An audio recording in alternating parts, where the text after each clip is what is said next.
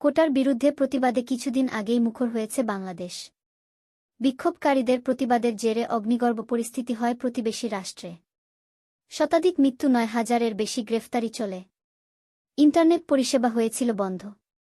এদিকে স্টেশন থেকে টিভি মিডিয়ার দফতরে ভাঙচুর চালানো হয়। এরপর আসে কোটা নিয়ে বাংলাদেশের সুপ্রিম কোর্টের রায়। আন্দোলনের ধীরে ধীরে সেখানে হিংসার আগুন নিভতে থাকে।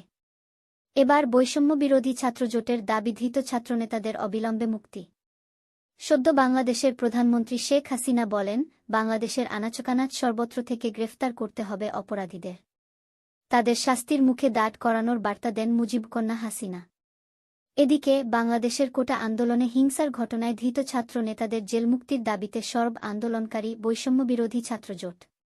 বৈষম্যবিরোধী ছাত্রজোট এর নেতা নুসরত তাবাসসুম ও আরিফ সোহেলকে পুলিশ নিয়ে গিয়েছে বলে দাবি তাদের পরিবারগুলির।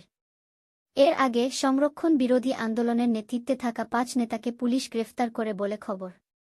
বাংলাদেশের পুলিশ অবশ্য বলছে, ওই নেতাদের নিরাপত্তার স্বার্থে হেফাজতে নেওয়া হয়।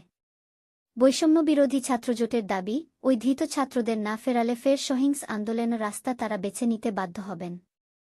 হিংসার ঘটনায় গত ১৬ থেকে ১৯ জুলাই পর্যন্ত জ্বলে উঠতে দেখা যায় বাংলাদেশকে। সেখানে শতাধিক মৃতের মধ্যে ১১ জন শাসকদল আওয়ামী লীগের সদস্য বলে খবর। ৯,০০০ জনের গ্রেফতারি হয়েছে হিংসার ঘটনায় জড়িত থাকার জেরে। শোনা যাচ্ছে অনেকেই ঢাকা ছাড়ছেন গ্রেফতারির ভয়ে। যদিও ঢাকার গোয়েন্দা পুলিশ জুনায়েদ আলমের দাবি, নির্বিচারে কোনো গ্রেফতারি হচ্ছে না। নির্দিষ্ট তথ্যের ভিত্তিতেই হচ্ছে গ্রেফতারি।